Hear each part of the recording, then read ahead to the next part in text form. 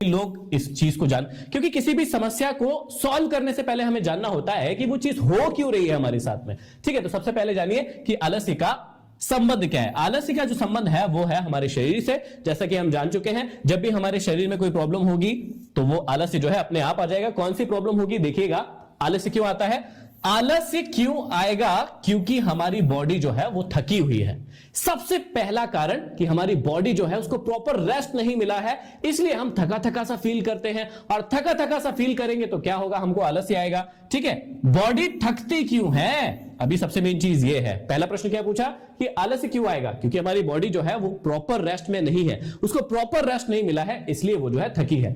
थकी हुई क्यों है, अभी इसका कारण जानिए। पहला, थकी हुई है क्योंकि उसने ठीक से नींद नहीं ली है।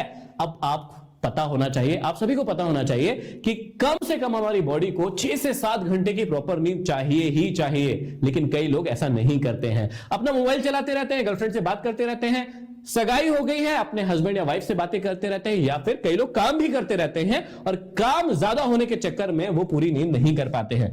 दूसरा जो है, बॉडी थकती क्यों है, क्योंकि हम ओवर ईटिंग कर लेते हैं। जितना हमें खाना है उससे ज्यादा खा लेते हैं। और इंडिया में तो है ना भैया, हमें खाने का शौक है और खाते कब है हम लोग, ज्यादा से ज्यादा। जबकि कहा जाता है प्रॉपर यदि आप रात को सोने वाले हैं उससे पहले आपको हल्का भोजन करना चाहिए, लेकिन हम लोग कहां करते हैं हल्का भोजन, हम लोग तो ज्यादा भारी भोजन करते हैं। पार्टीज होती है, शादियों में हमारे यहां पंगत होती है, बफर सिस्टम होते हैं, और उसमें हम जाकर इतना पेलते हैं कि वो बॉडी जो है बेचारी उसी में लगी रहती है। देखिए यहां पर एक बहुत ही मजेदार बात बता देता हूं, रोचक तथ्य बता देता हूं। हमारी बॉडी जो होती है ना, वो सबसे पहले उसका जो सबसे जरूरी काम होता है ना उसको करती है, उसके बाद जो बाकी काम होते हैं उसको करती है। अब देखिए आलस्य क्यों आ जाता है। पहला मैंने अभी थोड़ी देर पहले बताया कि बॉडी थक जाती है। थकती क्यों है, या तो आपने प्रॉपर उसको नींद नहीं दी है या फिर आपने ओवर ईटिंग कर ली है। तो देखिएगा जैसे ही आप खाना खाते हैं ना, तो बॉडी जो है, आपका मन करता है कि यार मैं काम करता हूं, खाने के बाद पढ़ाई कर लेता हूं या फिर कोई काम कर लेता हूं, लेकिन आपने नोटिस किया होगा कि खाना खाने के ठीक बाद में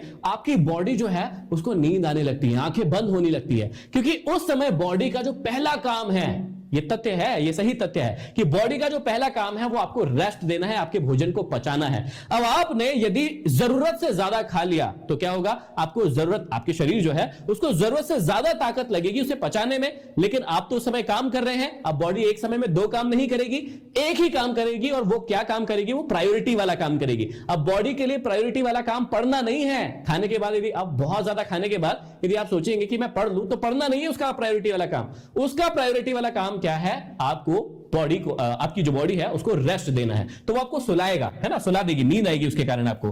कई लोग ओवर ईटिंग जो है वो इतना ज्यादा खा लेते हैं, जहां 3 रोटी 4 रोटी खाना है, 5 रोटी खाना है, 6-7 निपटा जाते हैं। जहां थोड़े चावल खाना है वह ज्यादा खा लेते हैं, और कुछ अच्छा बना हो घर में, कोई अच्छी सब्जी बनी हो या फिर कोई भी अच्छी चीज बनी हो खाने के लिए, तो फिर हम ज्यादा खा लेते हैं। तो आपको ये बातें क्लियर होना चाहिए कि